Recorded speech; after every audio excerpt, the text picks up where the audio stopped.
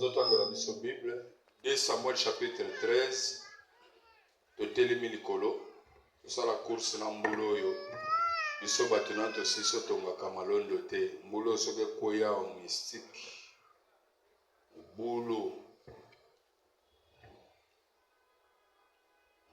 soki koya wa mbulo. Oyebi calcula batola o ezosenga combien? Calcula batol, combien? $1,600. $1,600 pour la batola. Je sais que $1,600, c'est beaucoup, hein? Papa, 2 Samuel chapitre 13, premier verset, qui dit la parole de Dieu Tozokita.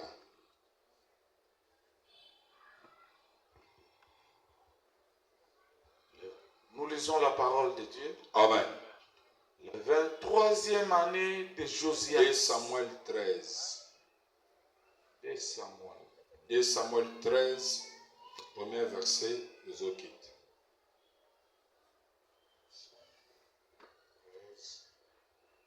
Au verset 2. Premier verset. Après cela, qui arriva. Nasima yawana tala oyo ekomaki. Amen. Amen. Toko fan. Tala plus. Amen. Tozolobela comment étoile muteko ozala détruit, na ozala rapide tosala course na mbula poto sambela kamen. Étoile muteko ozala détruit à cause ya ba faute mosusu ko ozala soki c'est salami et détruire l'étoile na yo. O mato qui ta vie baby. Et te toucher point au tozolobela si l'inceste. Lelo nazonga na expliquer ngo bo sambela mbolo e panza biso te, na expliquer bien comprendre que ce qui inceste salami ba conséquence nini elandaka bato. Papa bandela verset ka premier ka ndo fandi wana. Loba Après cela, voici ce qui arriva. Après cela, nasimana oyo elekanaki tala oyo komaki. C'est-à-dire, s'il faut continuer kolanda na se, eza conséquence ya oyo salemaki. Oui ou non? Oui. C'est que quand on dit déjà après cela, voici ce qui arriva, il faut chercher d'abord à connaître qu'est-ce qui a été fait. Aux Ongisco chapitre 12, premier verset banda. Toke papa. Na banda na 12. Premier verset, chapitre 12. Zong sasko sima. Toke na chapitre 13, zonga na sima. Au chapitre 13 elobi, après cela, c'est-à-dire après makambo salamaki, potala oyo komaki. Tozonga sko sima. Que dit la parole? Chapitre 12. Et Samuel wana, chapitre 12. Oui. Premier verset, toke papa. Toki magamba. Éternel envoya Nathan vers David. Zamba zotinda prophète ba ya roi David. Et Nathan vient à lui. Mais Nathan aye panaye. Et lui dit. Aye bisiebo. Il y avait dans une ville. Rapide. Deux hommes. Toke rapide papa. L'un riche et l'autre pauvre. Le riche avait des brebis et des bœufs et très grand nombre. Toke papa. Le pauvre n'avait rien du tout qu'une petite brebis qu'il avait achetée et il la nourrissait et il la grandissait chez lui avec ses enfants. Elle mangea de son pain, buvait de sa coupe, dormait sur son sein et il regarda comme sa fille. Un voyageur arrivait chez l'homme riche. Et le riche n'a pas voulu toucher à ses brebis ou à ses bœufs pour préparer qui était venu chez lui. Il a pris le brebis pauvre et il a préparé pour l'homme qui est venu chez lui. La colère de Dieu s'enflamma violemment contre cet homme.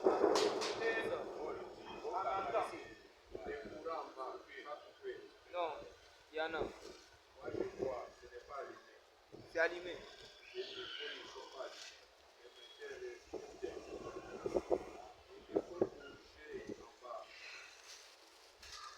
Vas-y, papa, je suis. La colère de Dieu s'enflamma violemment contre cet homme. Et il dit à Nathan, l'Éternel est vivant. L'homme de Dieu qui a fait cela mérite la mort. Et il rendra, ok? Attendez. Verset 6. 6. Et il rendra 4 brebis pour avoir commis cette action et pour avoir été sans pitié. Nathan dit à David, tu es cet homme-là. Ainsi parle l'Éternel, le Dieu d'Israël. Je t'ai oint roi pour Israël et je t'ai délivré de la main de Saoul.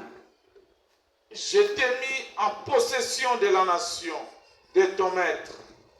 J'ai placé ton nom au sein de... J'ai placé Dans ton sein, les dans femmes ton de sein ton les maître. femmes de ton maître et je l'ai donné la maison d'Israël et de Juda. Et si cela était peu, j'y aurais encore ajouté. Pourquoi donc as-tu méprisé la parole de l'Éternel en faisant ce qui est mal à ses yeux? Tu as frappé de l'épée Uri, l'Héthien. Tu as pris sa femme pour en faire ta femme. Et tu l'as tué par l'épée des fils d'Amon. Maintenant, l'épée ne s'éloignera jamais de ta maison parce que tu m'as méprisé et parce que tu as pris la femme d'Uri, l'Héthien, et en faire ta femme. Ainsi parle l'Éternel. Voici, je vais faire sortir de ta maison le malheur contre toi. Et je... Verset 6. Il rendra 4 brebis pour avoir mis cette action et pour avoir été sans pitié.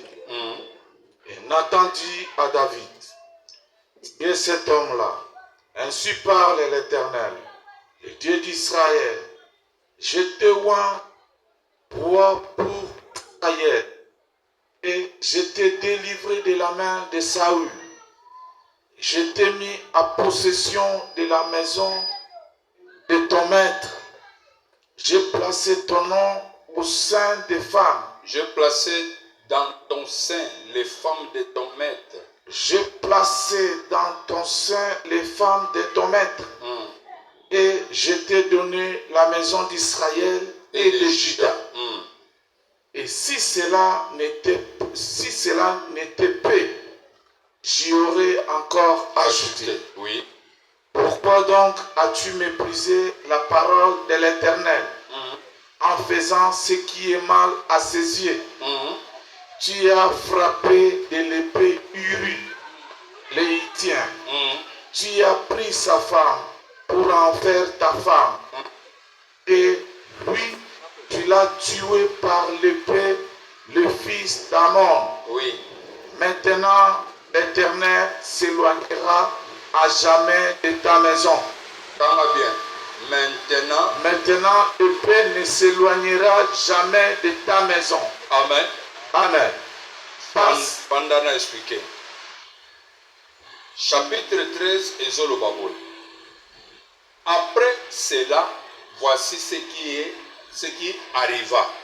C'est-à-dire, tout ce qui était arrivé était conséquence de ce qui était passé. Pour dire quoi? Aujourd'hui, ce que nous faisons là, sera le résultat du futur. Je ne sais pas si vous comprenez. Tout ce que nous faisons aujourd'hui, c'est ça ce que nous allons récolter au futur. Amen. Maintenant, on dit ceci. Après cela, voici ce qui arriva. On a essayé d'aller vérifier qu'est-ce qui s'est passé. Et on a trouvé que David a commettre faute à commettre. Azokende kolinga mwasi ya soda na ye en tant que roi, et azobomisa soda wana po yazwa Barsheba. Barsheba qu'on parle là aza mama ya Salomon. Mwana oyo ebotisa ba problème oyo esalaki baluka babomisa mobali po Barsheba kumbaki zemi ya roi. Ce qu'on peut répéter para koluka solution. Et la solution wana David a trouvé ka bomisa mobali wana. Et mobali tanga kufi nzambe pas permettre que mwana wana vive. Azaki yaya Salomon mwana wana kufi. Après Salomon abali mwasi wana nde saliki babot pardon David abali mwasi wana nde baboti sko Salomon. Et bazolo baboy. Salomon David tanga poser acte na ye. Ya kolinga mwasa bato pe ya kobomisa ye. Bible zotali biso boy. Nzambe azotinda prophète. Prophète azoya afya koyebisa David boy. Azolo baboy. Que mutu moko azalaki kaka na brebi na ye moko, mais riche azalaki na babrebi ebele. Mais mupaya ye kotala riche, na place ke riche azwa na babrebi na ye.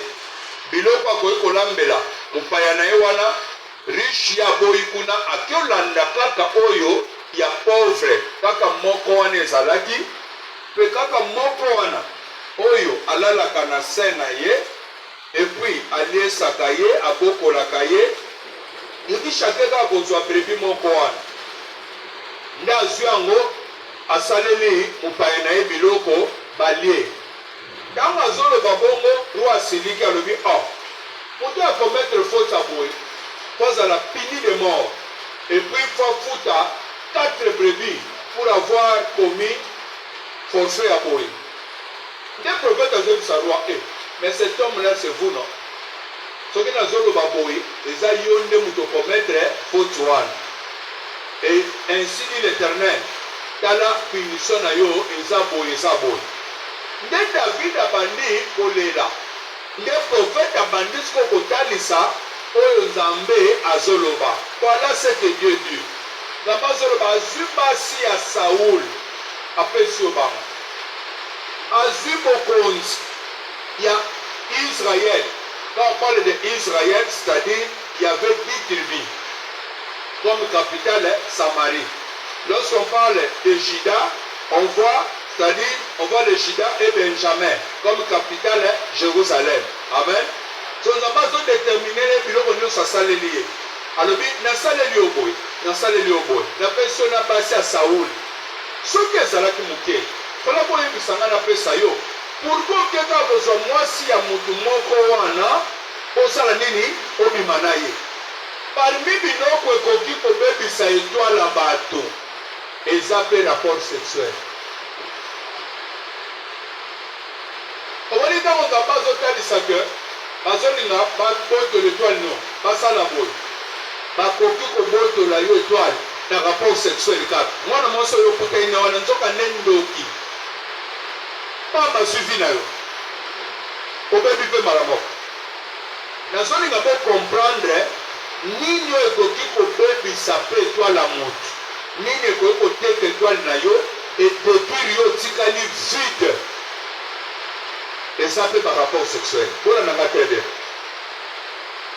David akomettre faute wana siko prophète azoyebisa ye omoni makambo osali yoka punition nzambe azopesa yango oyo mbolanda bien bate ebali. Maintenant verset 10, faut souligner ça dans votre Bible.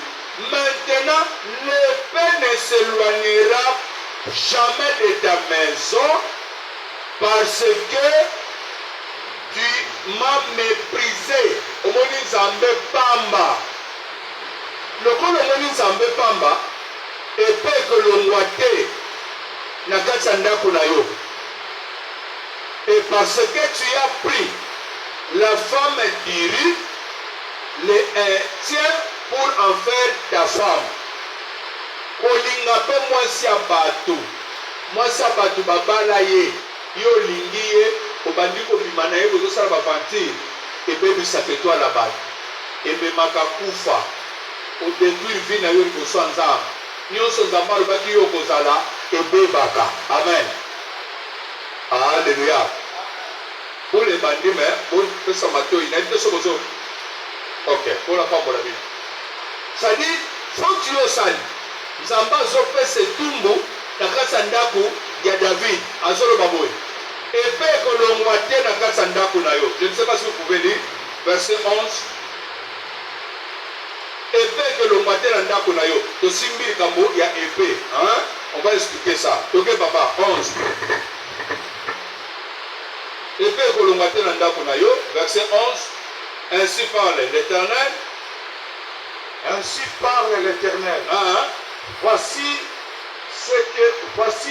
je ferai sortir de ta maison les malheurs contre toi. Na kotinda malédiction ezokota na kati ya ndaku na yo. Et je vais prendre sous tes yeux tes propres femmes pour les donner à un autre. Et je vais prendre tes propres femmes pour n'appeler sangopa mutu mususu. Qui couche avec elle, qui couchera avec elle à la vie de ce soleil. Batu na kopesa basino na mutu mususu coucher na bango na se na moi eza na molilité na se na moi, car tu as agi en secret. Lokola yo sali makambo eri en secret. Et moi, je ferai cela en présence de Dieu na mboka mobimba bakomona ngo pe kezala na moi. Amen. Amen. Tozolanda verset moko apres tozongela na biso epe. Hein?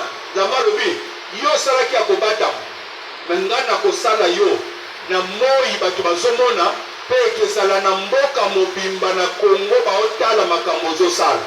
Tanga verset moko 2 Rois chapitre 16. Dans presque aux awan. 2 Rois chapitre 16. Oui. Nous avons le verset pour te comprendre que nous avons bien au salon mis sur Batunios. Amen.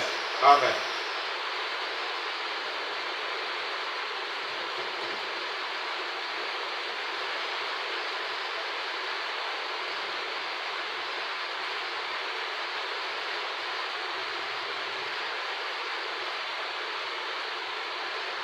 Nous avons dans le verset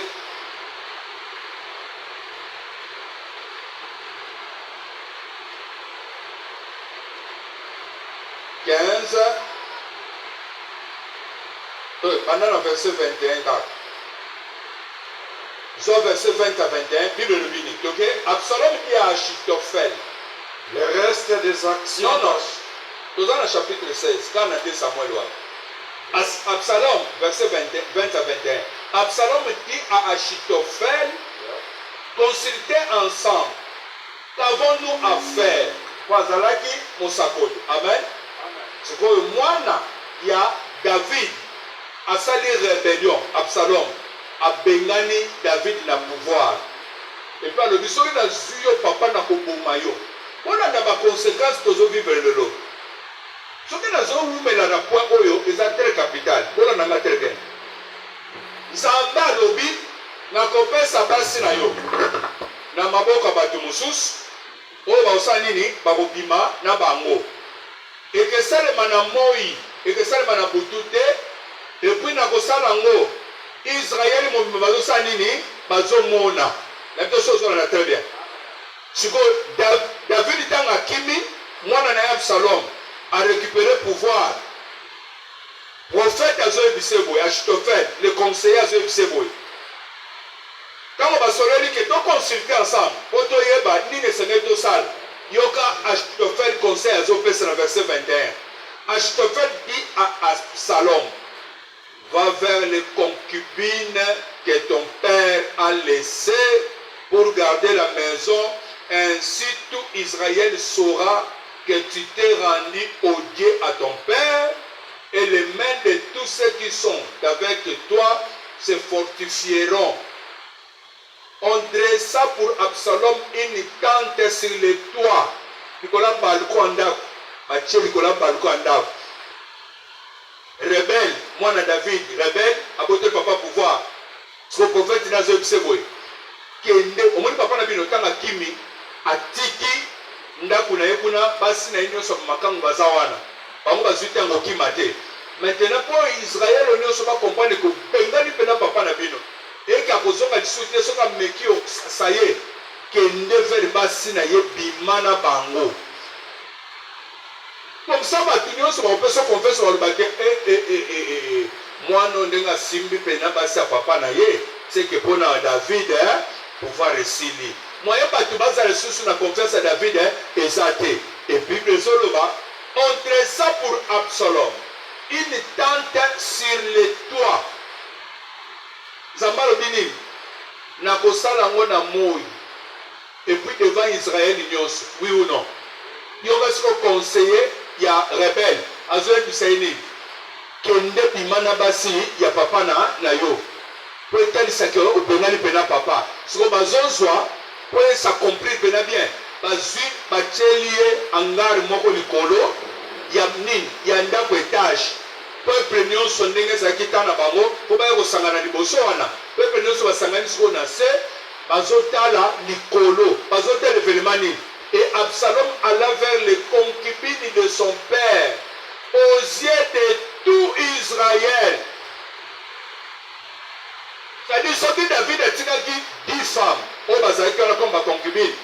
Mwana na ye a quel likolo abandi ko benga moko azo bimana bango moko azo coucher na bango moko azo coucher na bango oyo eza punition nini oyo eza etumbu nini oyo kozala na kati ya famille nato bozo comprendre mais nyonso outi wapi nyonso ezowuta na faute ya motu moko nani David asali erreur biloko tozovivre lelo bainseste eza lelo eza faute esalemaki na bato bazalaki liboso na biso elelo ozokuta baconséquence tozosibir yango mais esalemaki bato mosusu nde baposaki baacte wana mais à cause ya makila ya bato wana lelo nous sommes tous condamnés et tozosibir punition oyo tokanaki te nzambe azoloba yo sali ya kobatama nga na kosala yango na miso ya bato nyonso na kolakisa oke na nzambe namonaki na kofrape yo yoka nzambe promese azopesa epeke elongwa te na ndako na yo epuis nazotinda malere na kati ya ndako na yo qui dit malheur c'est-à-dire appeler la malédiction sur une personne mais siko bazotinda yango ka likolo ya David te mais likolo ya postérité na ye likolo ya ndako na ye oyo ye aboti bana wana nyonso bazoyeba teke papa alukeli bango malédiction oyo ofelanda bango mais malédiction ezouta wapi ekute pa nzambe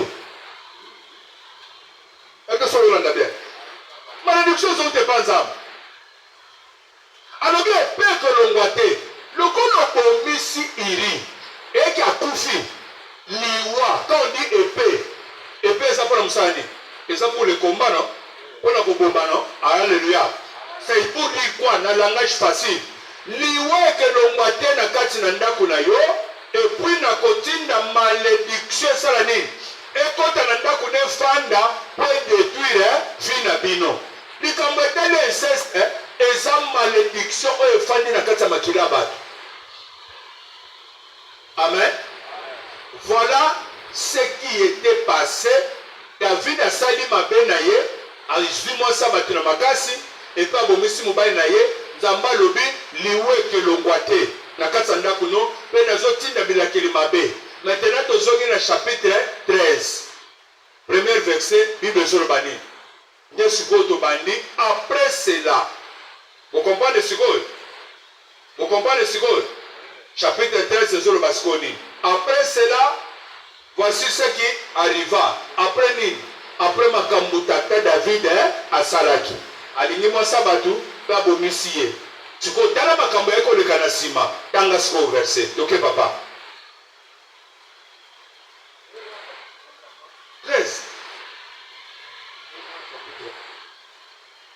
combien verset toke la 23e année de Josias 2 Samuel chapitre 13 après cela voici ce qui arriva après ozalaki liboso kasi po tozongaki na chapitre 12 po toyeba nini esalemaki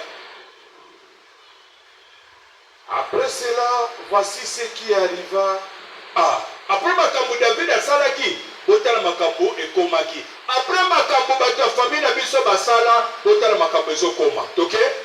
Absalom, fils de David, avait une sœur qui était belle et qui s'appelait Tamar. Ah, Absalom, oyo azalaki mwana David wana, oyo asalaki ba rebellion wana, azalaki na leki ne moko komona ezalaki Tamar. Ok? Et Amnon, fils de David, l'aima.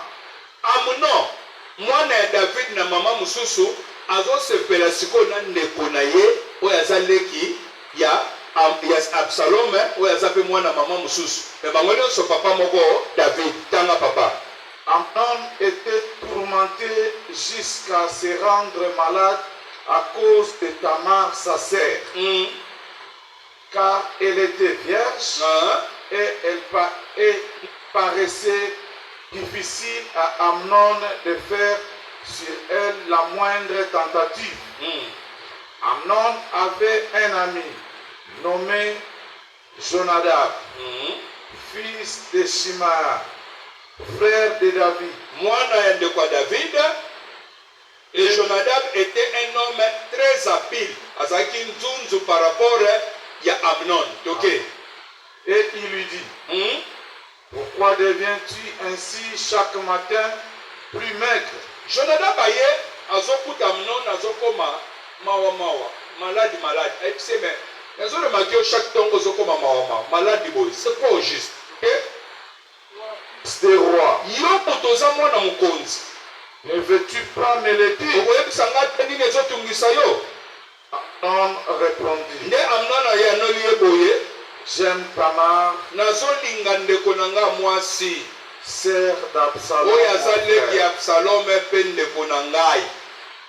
Jonadab lui dit, nde Jonadab ayebisi ye boye, mets-toi au lit lala na mbetu et fais le malade. kosana obeli. Toke papa, toke papi. Ton père Quand ton père viendra te voir, et tu lui diras, quand David akoya komona yo, yebisa ye ke permets à Tamar, ma sœur, pesa nzela na Tamar ndeko na ngai ya mwasi de venir me donner à manger. aya kopesaka biloko ya kolia, Qu'elle prépare un mets sous mes yeux, alambela ngai eloko moko na misu na ngai moko natalaka yango, afin que je le voie po et te que je le namonaka ye prenne de mpe sa main. nazwa yango na maboko na ye.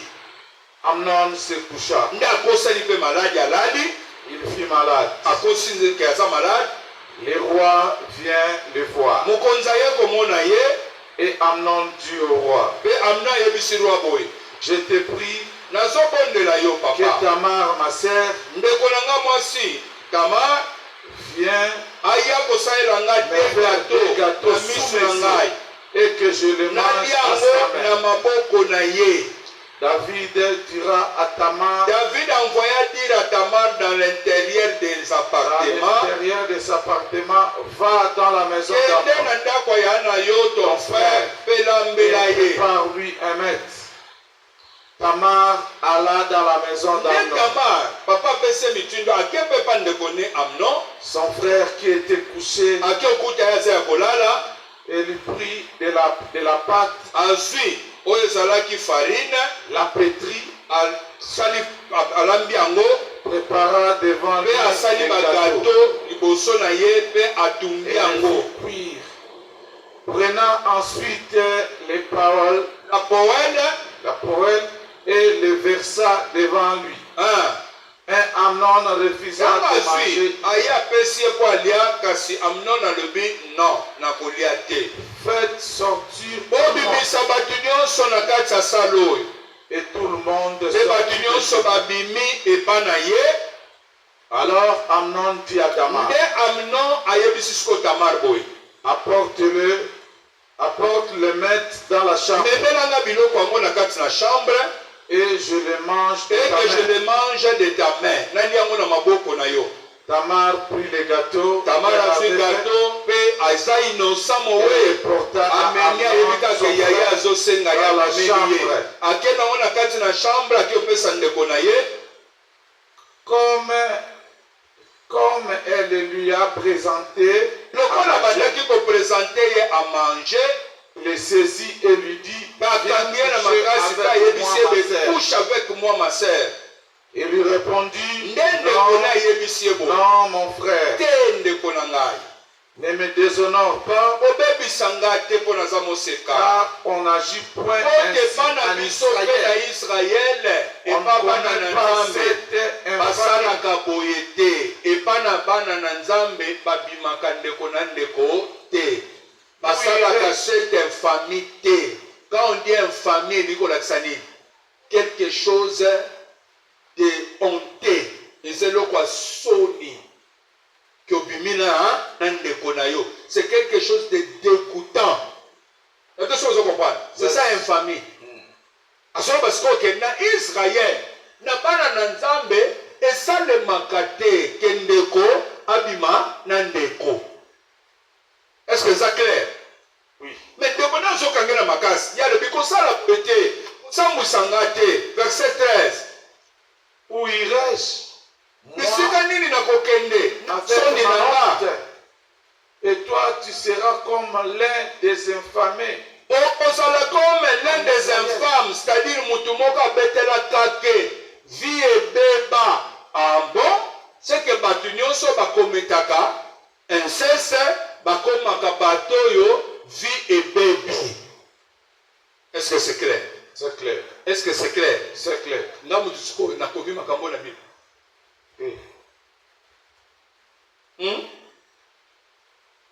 Awa Yesu nana botami te. Biso nyonso nanu mpe tobotami te. Donc eza avant même 2025 oyo makambo oyo ezokomama na bana na nzambe ke kokosalema te.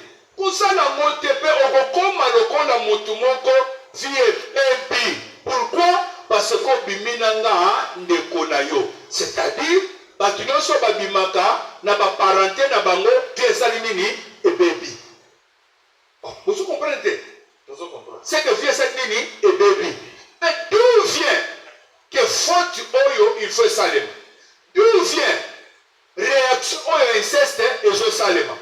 Inceste ezosalema na kati ya famille po te emema kufa emema liwa parce que nzambe alobi boye na David. Yo osali en secret ngai nakosala ngo na polele bakozwa basi na miso ya bato nyonso epono oyeba bien mopanga liwe ekelongwa te na ndako na yo nakotinda malédiction na kati na ndako na yo. Or po malédiction se manifeste il faut eloko moko esala nini esalemaka eforme ya malédiction ezoya na sansi nini? Bana na bana bakomi komona posa balingana bango na bango. Bref, soko okiti na baverse okokutaka akangi ndeko na makasi aviole ye akushe na ye. Alléluia. Naza na posa batanga pour comprendre. Tanga papa, kende rapidement. Mais il ne voulut pas l'écouter verset 14 to 14. Mais il ne voulut pas l'écouter. Il lui fit violence. A sali violence, a violé et a couché na ye. Avec elle. Tanga verset 15 to 15. Puis Amnon et le père et elle fit pour elle une forte aversion. Après pour ça la actuana après abaye ndeko na ye. Abano bengane bima nazo sur pour ça noter. Verset 16. Elle lui répondit, n'augmente pas en me chassant les mal que tu m'as déjà fait. Verset 17. Il ne voulut pas l'écouter. Elle appela le garçon qui le servait et qu'on l'éloigne de moi cette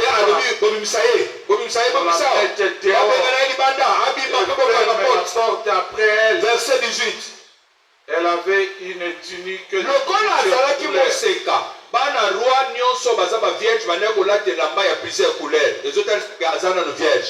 Lokola lateke lamba wana ya plusieurs couleurs car c'était le vêtement que portaient les filles du roi. Aussi longtemps qu'elle était vierge. Oui. Les serviteurs d'Amnon le mit dehors et ferma la porte après elle. Verset 19. Tamar répondit. Tamar abandi kolela pe azwi putulu asopi likolo mutu na ye Déchira sa pe apasoli elamba na ye mpo aza lisusu moseka te apasoli elamba na ye oyo ezalaki kotalisa atie maboko na mutu abandi koganga na nzela azolela azoganga tanga papa verset 20. Absalom son frère nde ndeko na ye Absalom son frère ayebisi ye Amnon ton frère a-t-il été avec toi? est-ce que place outi pa ndeko na biso wana abimi na yo mpo na moni opasoli bilamba donc ndeko na ye acomprendre ke babebiseli eleki bolanda réaction ya ndeko oyo bolanda nazolanda baelemo nyonso mpo comprendre mopepe nini ekotaki na ndako ya David. Alleluya, amen. est-ce que Amnon abimi na yo mpo na moni okati elamba na yo ozolela landa sikoyo. Maintenant ma sœur, ndeko na nga mwasi tais-toi. kolela te, C'est ton frère. asa ndeko na yo. Ne prenne pas cette affaire kosombo trop mpenza na à cœur. motema na yo te kokangi yango na motema naza ndeko na yo. Yoka hypocrisie oyo ndeko azosala toke papa. Et Tamar, désolé, nde Tamar mawe ekangi ye toujours demeura dans la maison d'Absalom. son ake frère. kofanda epa ndeko na ye. Le roi apprit toutes ces choses. nde roi ayoki makambo wana nyonso mpe asiliki makasi irrité. mpe asiliki makasi olanda bien na expliqué après okobanda na verset 23e. lokola David asalaki erreur kaka ndenge baerreur esalama na bafamille na biso nzambe azoloba boye liwa ekelongwa te na ndako na yo. Premièrement tonote liwa fo ezala oui ou non? Oui. liwa ezolongwa te na ndako no seke liwa ekotaka te sai nini ekoti. mais mpo liwa oyo esala très bien il faut fondement moko ezala. ok, malédiction moko fo ezala yango eza kotalisama na kati ya famille oyo po permettre liwa mpe elongwa te. c'est clair? c'est clair?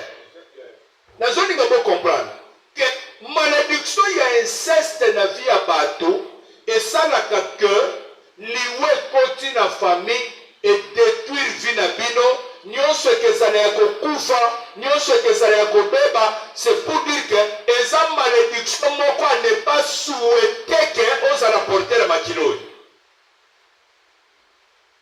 amen.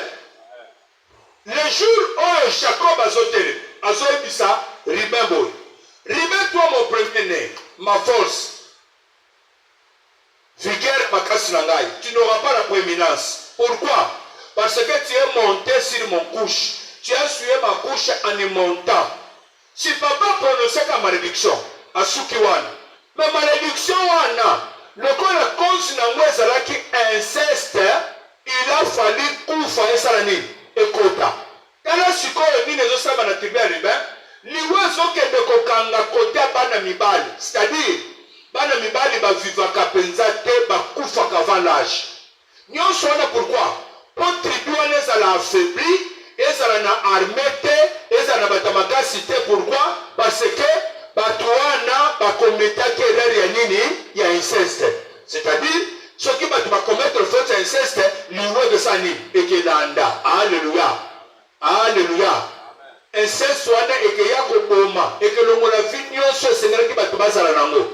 soki tozali kokuta bible ezota exception na Lévitique ke soki bato basali inceste okometre inceste na moboti liwa fesa nini elanda yo. okometre inceste na ndeko na yo il faut baboma bino. si totangaki yango oui ou non?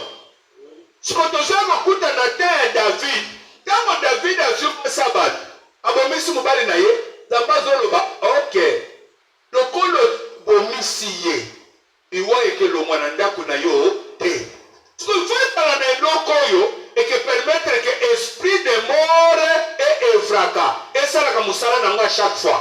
mais esprit de mort wana po ezo esika ya kosalaka mosala ntango nyonso nde malédiction ezoya kose manifeste te. bible ezoloba après cela voici ce qui arriva. nini arrivaki? Absalom ake kobima na leki na ye Tamar. Tango akushe na ye basali nini? inceste. amen. eloko liboso ezosalema na kati ya bana David, inceste ezokota na kati ya famille. mais inceste wana ezoya kozala na kati ya famille. pourquoi? po yeba na kopesa terrain na liwa elongwa te. C'est-à-dire quoi?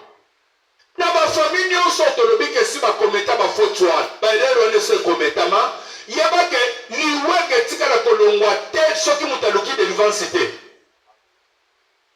Okokuta kaka Bible zoba les séjours des morts ne proviendront pas contre elle, c'est-à-dire église la kolo liwe longa mote mais le kola bino bozui malédiction et inceste zo pese na makila na bino automatiquement bikuki akufa esali nini ekoti na kati ya famille et bikuki akufa wana ezo cible eloko nyonso bozala très important na betoile na bino po bomango. C'est clair? Est-ce que vous comprenez? C'est-à-dire il faut eloko eke simba et que permettre l'esprit de mort esani esalaka comme malédiction ne nzamba permettre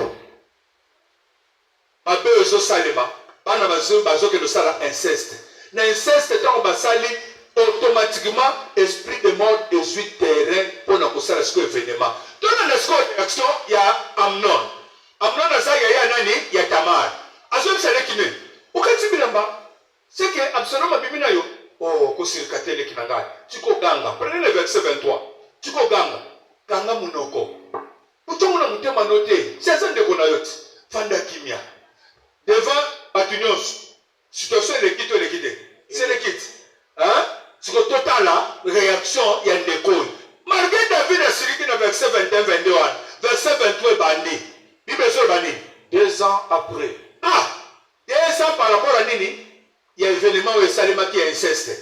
Nous avons compris matin. 2 ans par rapport à l'événement inceste où Salima qui. 2 ans passés, ce qu'il y a mis sur le bané et Salima combien? Et qui est belé? Moi, je vais Zate. Les personnes là bien. Ma génération est le cas. Moi, je vais Zate. La 10e génération, même un peu pour la libéla. Ok? Après, opportunité dans libéla. Ce qu'on voit à Bango, et bandeli pas, il y a Absalom. Soit après 2 ans, il y a un événement, nous devons banir papa. Ok? Comme Absalom avait le tondeur de Baal de Hatzar, près d'Ephraïm, il invita tous les fils du roi. Le cas que le cas de la banyamana et tout console pas soigner bango, azoben sapana nyonso ya roi David. Nakati wanape Absalom azanakati. Ok? Depuis makabwana salema bakabwana mutunampesaka na kwenda yetu koto mais événement ya fête ne sali kabengisa ye tanga papa tokebe na rapide Absalom alla vers le roi. Absalom a par roi et dit ayebisi boy voici ton serviteur l'étendard. Que le roi et ses serviteurs viennent chez ton serviteur. Akena na bandina riche azolo bake mukonzi papa nazana posa boya pana ngai boya bino na ba serviteur no batunyo so boya tokia rapidement papa. Et le roi dit à Absalom non mon fils et moi na ngai oh yo zo bengi sanga tous biso no soya pana yo de peur que mais to ozala charge pona yo à charge to ko penser o dépenser trop. Absalom pressa Absalom atingani papa na ye le roi ne papa boyi point d'aller aboyi pe papa beniriye. Absalom dit Absalom alobi lisusu permets-moi à Amnon mon frère omonike azakine na posa kobengisa roi David te mais azoluka mayele nini akokotisa dossier abandena nuke papa yaka na cortège na batu nyonso siko papa azotala kama ndako na gombe wa ngana yana batu nyonso moite osala ba dépense belebele elo ezana nga fete moko muke mo osala yo moko te na pamboli osala makamno très bien nda kesko ko bimisa dossier o papa kasi permettre nga ndeko nanga Amnon asala nini aya tanga papa. Absalom dit permets du moins que Amnon mon frère de venir avec nous. Permettre ndeko nanga wana to kabwana mais aya na katsa fete wana toke. Le roi lui répondit ne papa moi intuition salie voilà ta réaction roi papa le roi il dit chez toi pona nino linga ya pana sur les instants d'Absalom le roi la tingama ki papa nde papa sali nini a permettre yena bana nyonso ba kende kuna tanga papa. Absalom donna cet ordre à ses serviteurs. Nde Absalom azopesa ordre siko na basali na nyonso Faites attention quand le cœur d'Amnon sera égaillé par le vin.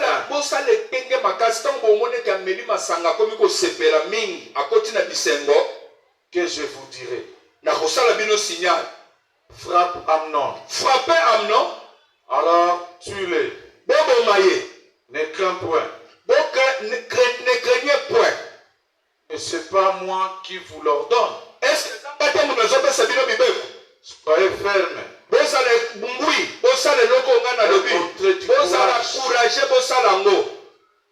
Les serviteurs d'Absalom. Bref, les serviteurs d'Absalom, tant au fait,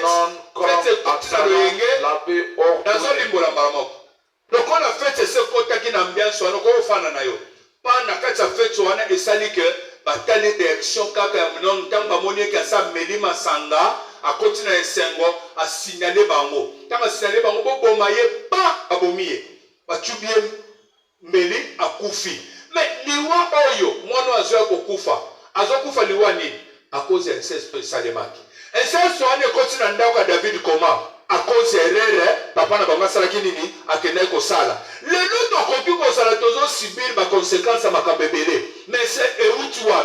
Euti na ba génération passée oyo biso to salate mais par conséquence likamekali inceste ezozwa batu. Bible ezoloba batu nyonso babotami na relation illicite 10 génération bakota na kati ya temple na Nzambe te et même à perpétuité pour la libéra. C'est-à-dire na malédiction ya inceste ezokende kofongolela batu liwa ezokota na kati ya famille avide ekebanda koencaisse sikoyo bamort parce que makila inceste ezali soki lelo bozokuta makambo ekufaka makambo ezosimba te yo mo ozotala na domaine songolo pene esimbaka te c'est dit à quoi? Parce que quelque part makila inceste koyokoza les opposés malédiction ne memakaliwa oyo esala ke batu bavivre lisusu malamu te.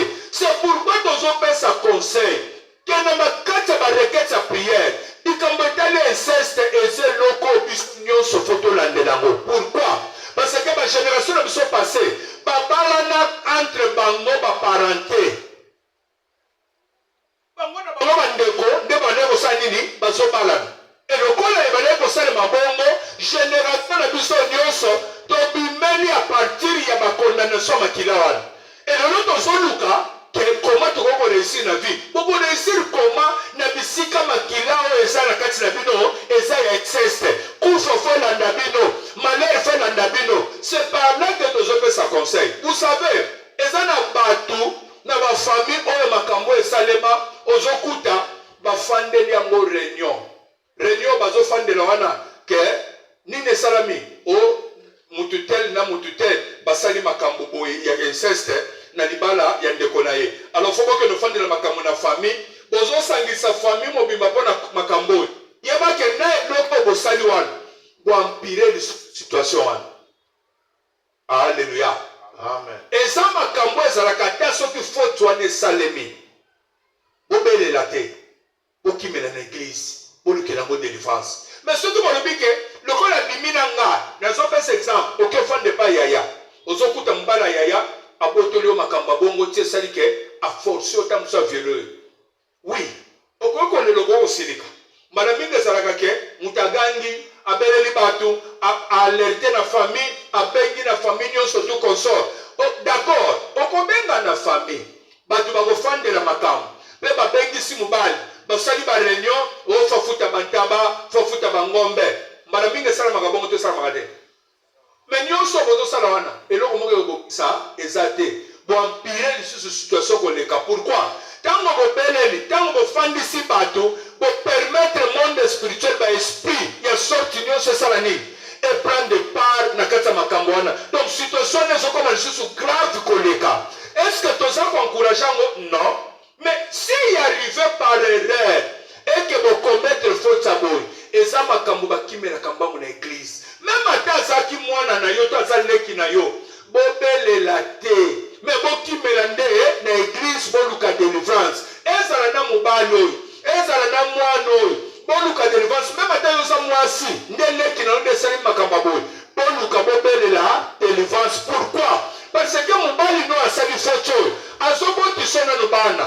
asilisi kobotio bana te et même ata soki asilisi kobotio bana faute nyonso ya sali lokola bana na ye baza na makila na ye automatiquement malédiction eselandi papa na bango ekolanda mpe bana oyo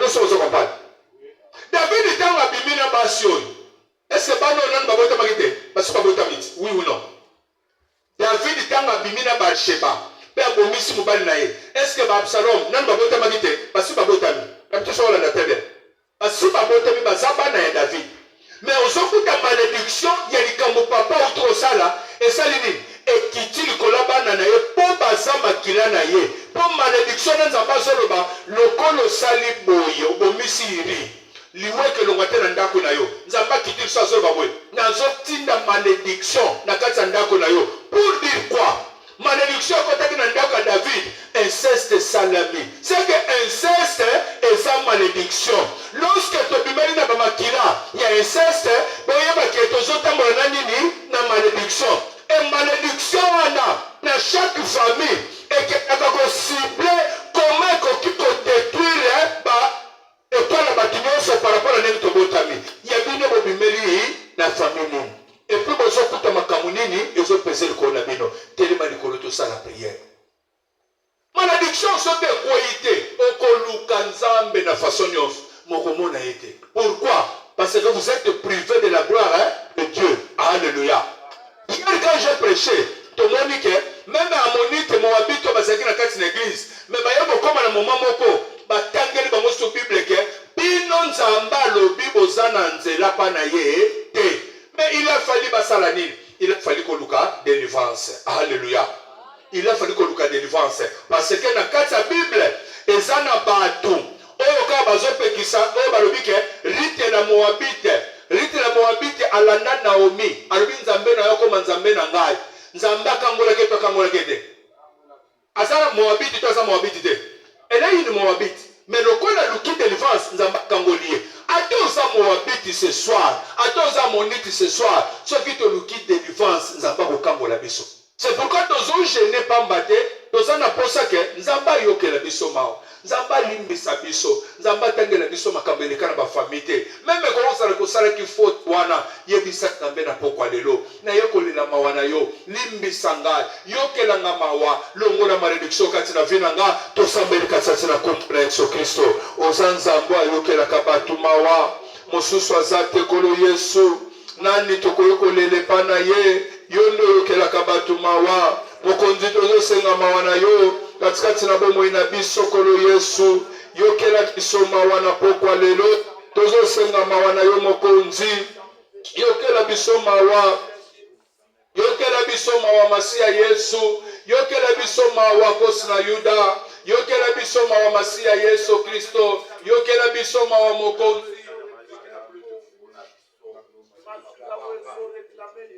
yokela biso mawa Yesu yokela biso mawa mokonzi tozosenga mawa na yo katikati na makila nyonso oyo kokopese katikati na bomoi na biso makila nyonso ya malédiction kolo toyokomikitisa katikati na pokwa lelo tozosenga yokela biso mawa nzambe limbisa biso kolo Yesu yokela biso mawa papa yokela biso mawa katikati na pokwa lelo kolo toyokosopa mitema na biso epa na yo olela kolo Yesu Kristo yokela biso mawa nzambe tozolela mawa na yo katikati na pokwa lelo nzambe alimbisaka nzambe ayokaka mawa kati na bato kono soki okolimbisa te soki okoyokela biso mawa te mosusu aza te na pokwa lelo tozosenga mawa na yo papa tobimi na bafamille oyo bainceste salema et nous sommes porteurs ya makila inceste oyo ekondanaka biso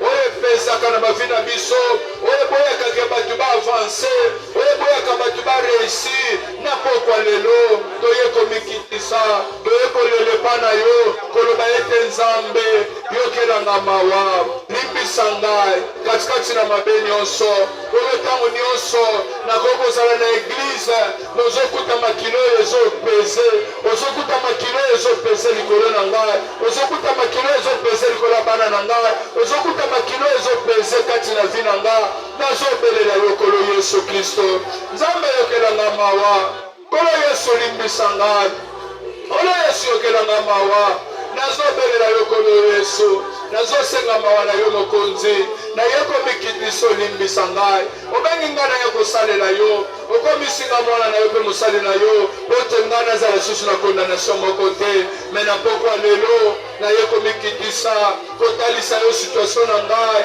na makila oyo tobimi nango eza na bato oyo basala bainceste eza bavi oyo totamboli nango ya mabe oyo ezopesa kati na biso tokometre bainceste toye kosenga mawa na yo limbisa biso osopaki makilano pamba te makilano esopanaki na Golgota koto biso tozwa bolimbisi na masumu oyo osopaki makilano mponga na limbisama na yo kolela mawa na yo kolo Yesu yokelanga mawa limbisa vi na ngai yokelanga mawa papa nazosenga mawa na yo soki okolimbisa ngai te mosusu aza te soki okoyokelanga mawa te kolo Yesu soki okoyokelanga mawa te mosusu aza te nazosenga mawa na yo papa nazosenga mawa na yo kolo Yesu nazosenga mawa na yo masiya Yesu nazosenga mawa na yo kosi na Yuda nazosenga mawa na yo masiya Yesu nazosenga mawa na yo mokonzi yoka mawa papa yoka mawa kolo Yesu yoka mawa Nzambe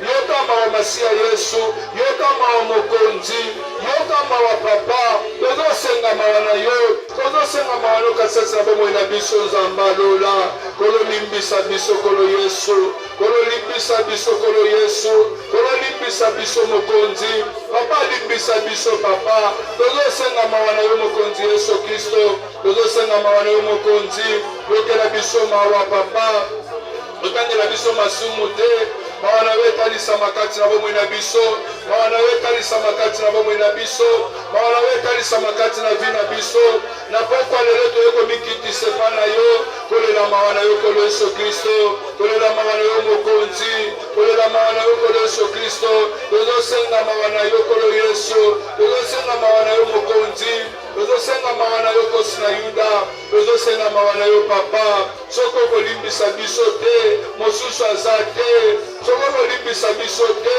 mosusu aza te tozosenga mawa na yo tozosenga yokela biso mawa limbisa biso limbisa biso limbisa biso limbisa biso tozosenga mawa na yo katikati na pokwa na lelo Nzambe ayokelaka bato mawa Nzambe ayokelaka bato mawa Nzambe alimbisaka vi ya bato Nzambe ayokelaka bato mawa na pokwa lelo tozosenga mawa na yo katikati na kombo na Yesu Kristo au nom puissant de Jésus-Christ.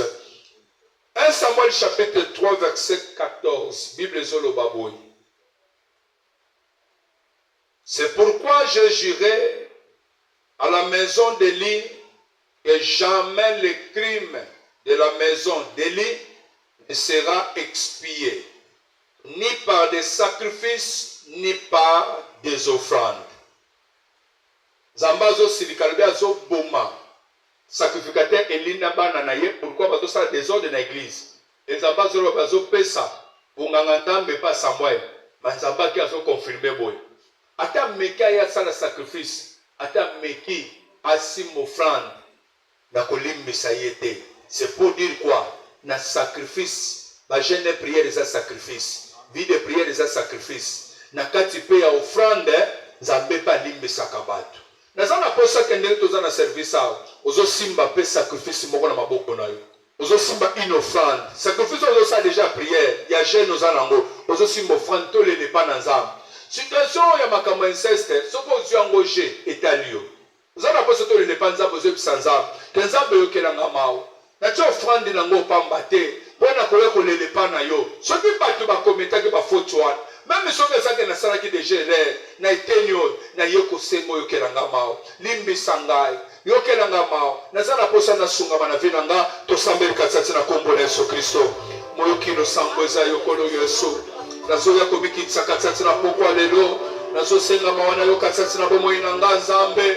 Kolo Yesu Kristo, Nzambe andimaki kopesa offrande po bolimbisi na masumu na bato emonisama papa tozotelema komikitisa epai na yo kosenga ete kolo limbisa biso na pokwa lelo limbisa biso tozotelema na bafanda mpona kolela Seigneur yo nde kokokangola biso na bitumbu yo nde kokobimisa biso na malero yo nde kokochange situation na biso soko otiki biso tosambwe soko otiki biso nani mosu akobikisa biso papa nazosopa motema na ngai koloba ete limbisa ngai koloba ete yokela ngai mawa nazosenga mawa na yo mokonzi limbisa vi na ngai bimisa ngai na malédiction yo bimisa mwasi na ngai bimisa bana na ngai malédiction ezopeze malédiction ezokondane bato na mikitisi katikati na pokwa lelo kosenga ete kolo makila na yo epetola olimbisa biso katikati na nyonso oyokela nga mawa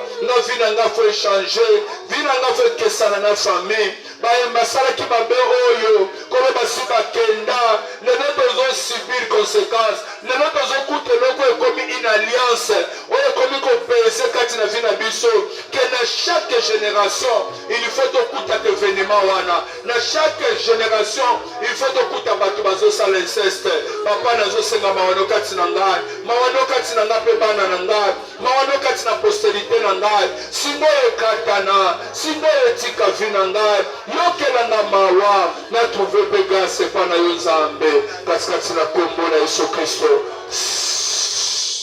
ozozwa ofande na yo ozotya na kati na panier nazala mposa tosala priere ozokitisa moto na nzambe kende otala sikoyo na famille lokola liweke elongwa te na ndako ya david liweke elongwa te na ndako ya david esengeli sikoyo inceste banda kosalema ntango inceste wana ezosalema liwe ezosala nini ezokontinue de génération à génération alléluia c'est-à-dire eloko oyo ezokoma une malédiction lien moko ezopese kati na bato nyonso oyo bazobotama wana tala signe ya makambo ya inceste okokuta na bafamille na biso il faut à chaque génération okuta ndeko teli mpe asala inceste na moto teli omoni symbole wana ozomona eza na kati ya famille ta mosu na kati ya famille ya papa to ya mama eza signe oyo ekezalaka ndenge bango bazokola balingi balongwa bakende bino oyo boza bana bobotama basigne wana mpe eketalisama mpo bokomprendre ke na makila na bino événement oyo ezalaka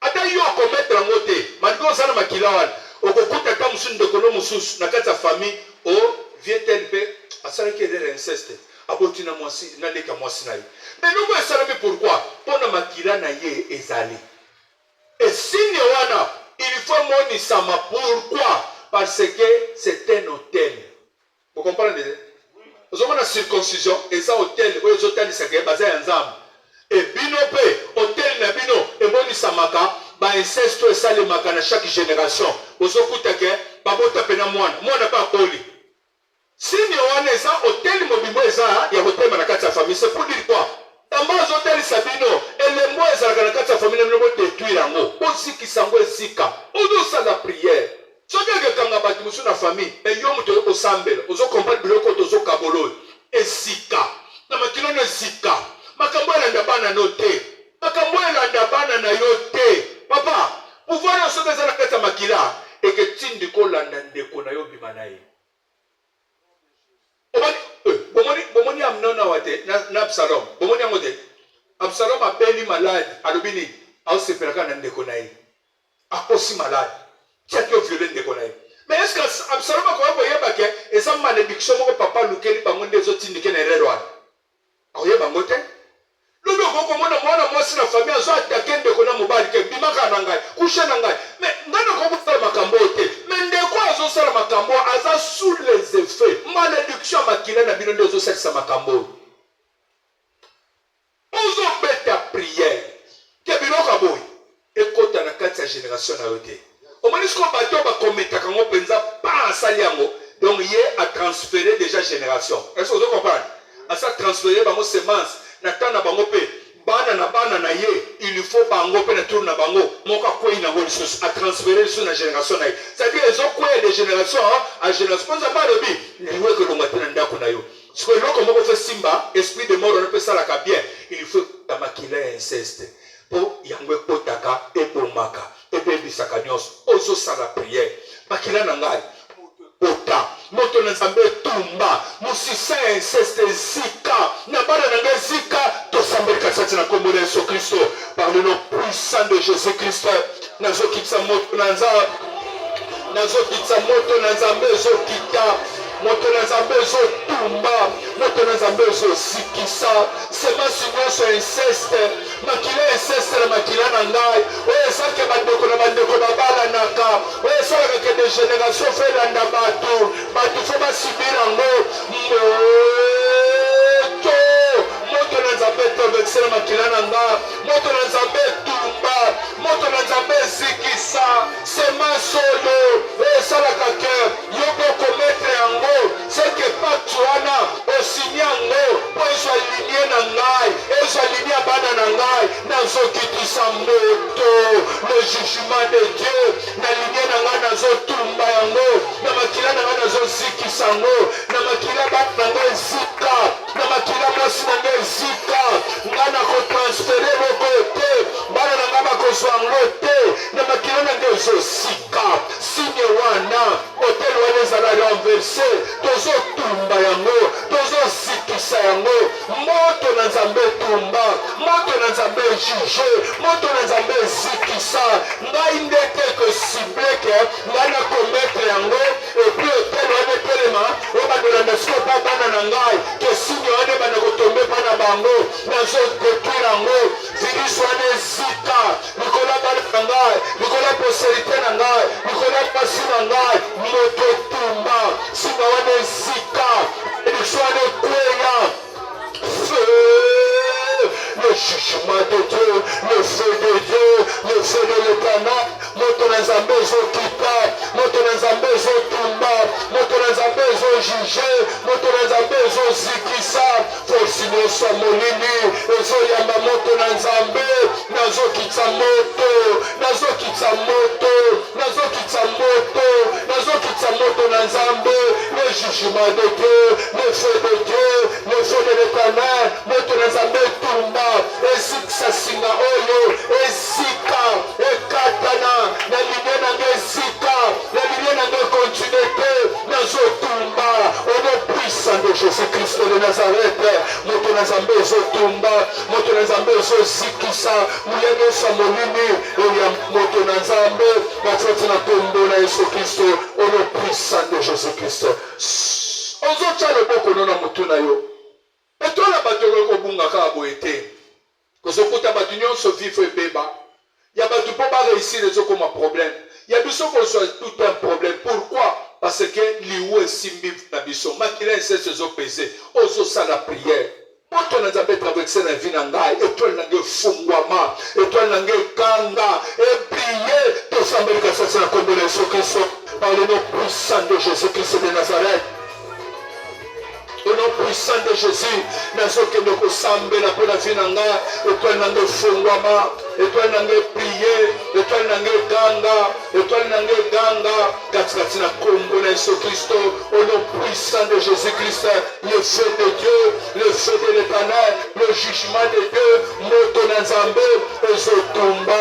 Moto na nzambe ezozikisa. Moto na nzambe ezozikisa. Moto na nzambe ezotumba. Oyebone soko kopesa likolo ya étoile na nga. Vina ngo efungwama. Vina ngo efungwama. Étoile na ngo efungwama. Étoile na ngo efungwama. Au nom puissant de Jésus-Christ. Soki eza leloko moko ebandaki kosipa vina nga. Nazokweyisa ngo. Moto. Le jugement de Dieu. Le feu de Dieu. Le feu de Dieu. Le feu de l'Éternel. Moto. Moto. Moto. Moto. Moto tumba. Moto zikisa. Moto juge. Condamnation nyonso. Katikati na kombo na Yesu Kristo. Tozosala prière. Tozosambela. Tozoyebisa nzambe. Nzambe se révéler kati na biso. Atalisa biso destiné na biso. Alléluia. Ozotia loboko no na front na yo. Ozosambela na mbunzu na yo. Ke nzambe atalisa yo. Destiné na ngezani. Vi na ngezani. Nzela ya vi na ngezani. Na yeba pe yango. Pote étoile na nga. Eyeba na koeklere nga. Tosambeli kati na kombo na Yesu Kristo. Ozanzambo atalisa ki Joseph destiné na ye. Ngape nazolela po na vi na nga pe bana na nga. Mokonzi nazobelela yo kolo Yesu. Yako talisa kolo eza destiné na nga. Yako talisa destiné bana na nga.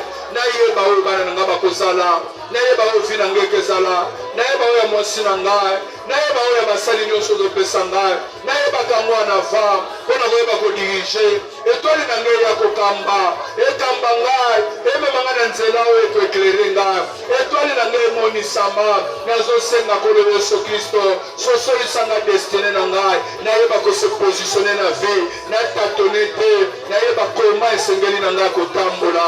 Nazobelela yo kolo Yesu Kristo, nazobelela mokonzi katikati na bomoi na ngai, katikati na kombo na Yesu Kristo, na kombo na Yesu Kristo bondeli boye, amen.